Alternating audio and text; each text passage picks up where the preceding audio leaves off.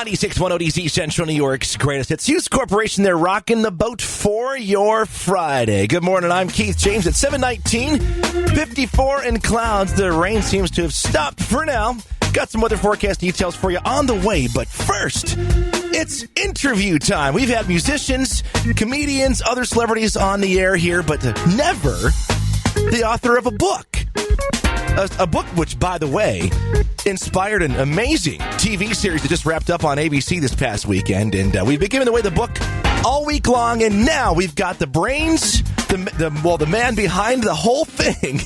He's on the phone with us right now. His name is Jason Mott. How you doing today, Jason? I'm doing terrific. Thanks for having me. You bet, man. Let's set this up for the listeners so they know who you are and why I even got a hold of you, okay? Yeah, sure thing. On my Facebook feed, this thing comes up about this show called Resurrection that's on ABC's on Sunday nights, and I'm like, well, this is kind of cool. I think I'm going to check this out. So I went to iTunes, got me my first episode, and I was instantly hooked on this show. So I'm watching this series going, wow, it feels like a movie.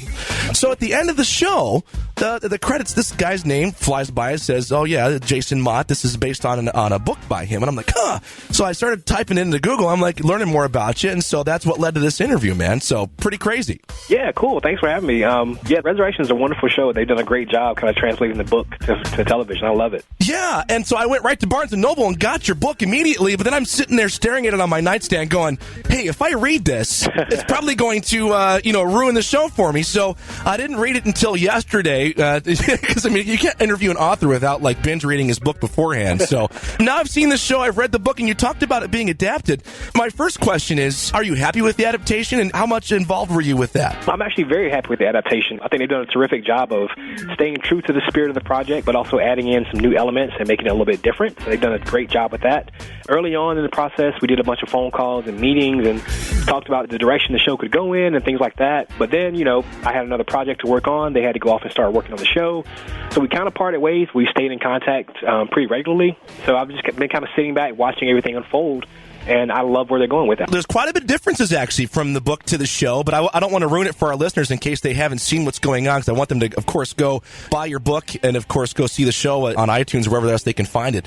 But my head is spinning, so yours must be going pretty crazy, too, then. Yeah, it's been a whirlwind year and a half, 2 years. It's been absolutely unbelievable to have all this happen.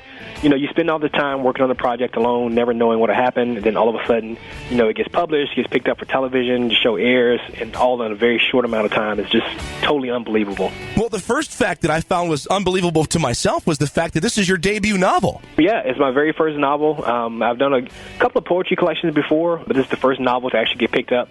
Of course, I've written manuscripts before, but none that are ever actually picked up. So all of a sudden, everything's kind of happened for me. Yeah, which leads me to the next question. How in the world does it go from your debut novel to a, worldwide television series? How did it get picked up? I've got a wonderful agent. I wish I had some really cool story about meeting someone famous on the side of the road. Yeah. But it's a case where when we found a publisher, my agent sent the manuscript to a film rights agent who, did whatever magic that he does. And maybe a month later, I got an email from him saying that we had a few networks interested in the project. And, things just worked out really well. It got picked up and casting and shot a pilot. Pilot got picked up again. So it was really wonderful. Yeah, the concept behind it is what I found to be the most amazing thing. Of course, the show itself, great music, great editing, great photography, great directing, all that stuff to suck you in. But how in the world did you come up with that? Well, it actually started with a dream about my mother. My mother passed away in 2001, and in the summer of 2010, I had this really vivid dream that I came home from work and found her sitting at the kitchen table waiting for me. And we just talked about everything that had happened in the years since she passed away. It was this really warm thing where I was catching up with my mother again for the first time in almost a decade. So I woke up the next day pretty much expecting to find her there. It was that vivid of a dream. Of course, she wasn't there. So I talked to a friend about it a few weeks later, and he said, wouldn't it be amazing if that really happened? And what if it wasn't just her? And that's really where the story started. I wrote a short story about this couple whose son came back and read the story at a reading. People responded really strongly. So I decided to write a manuscript, and things kind of unfolded from there. So for the listeners that don't know, what happened in the first episode of the show is a kid wakes up in the middle of nowhere in a rice field in China, and then long story short, ends up at the doorstep of an older couple. Turns out the older couple was actually his parents, and he had passed away 32 years prior to that, and all of a sudden shows up on their doorstep. But the whole story is pretty much about what would you do if somebody that you loved and lost a long time ago just showed up on your doorstep exactly as you remember them. Exactly. Kind of focuses on what happens when time marches forward and suddenly people are kind of reintroduced into our lives who we've kind of left behind or moved on from, and what effect does it have on people. Well, Jason, now we got to take a quick commercial break. Thanks for hanging on the phone with me here. I'm like a little bit of hero worship here. I mean, I just figured out who Jason was just a couple of months ago, and now I'm like, wow, he's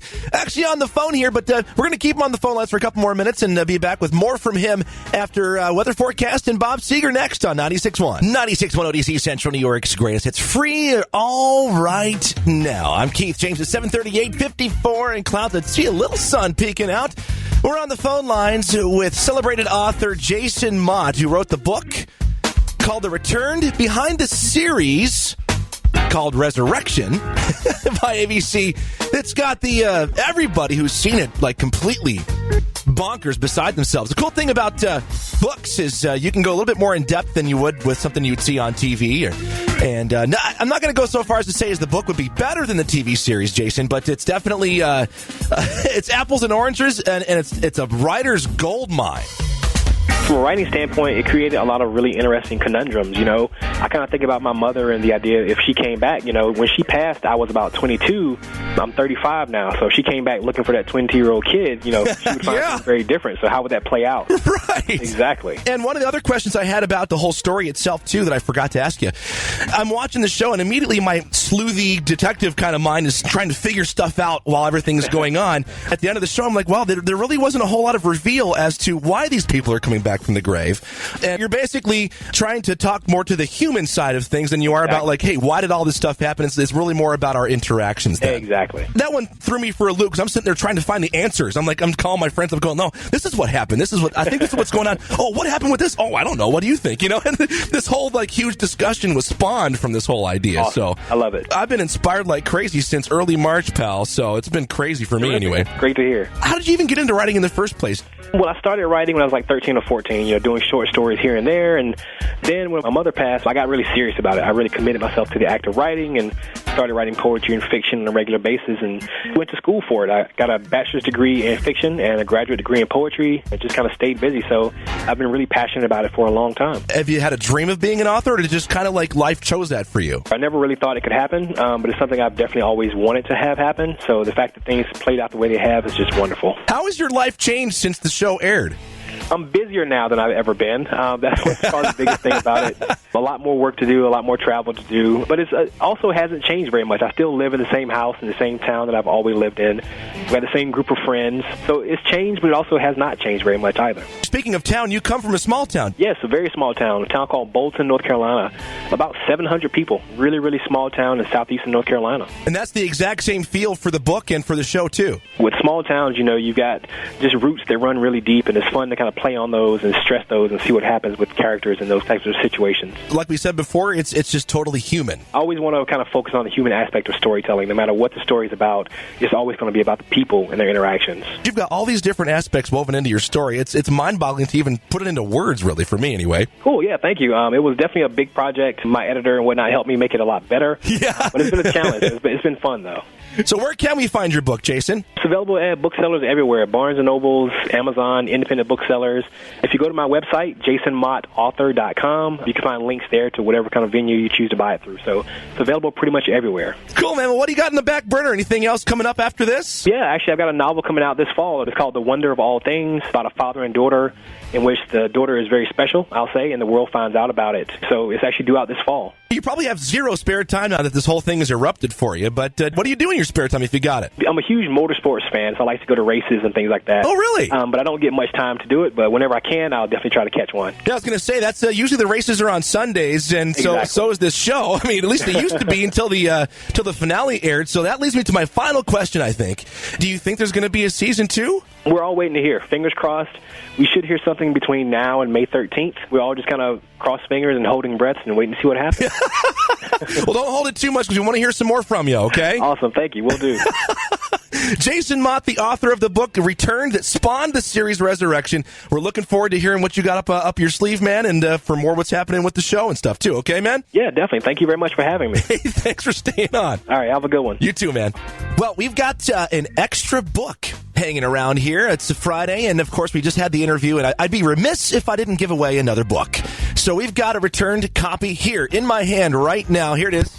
You can hear it. I'd like to give it away to caller number 6 right now at 768-9600. So you can kind of go more in depth as to what you saw on the TV series, or maybe you haven't seen this series. You just want to read the book first, and just that's the way you like to do things. So read the book, and it's one on us right now. And of course, Jason told you where you can find the book if you don't happen to win right now. But I'll take caller 6, 768-9600 to win Jason Mott's The Return.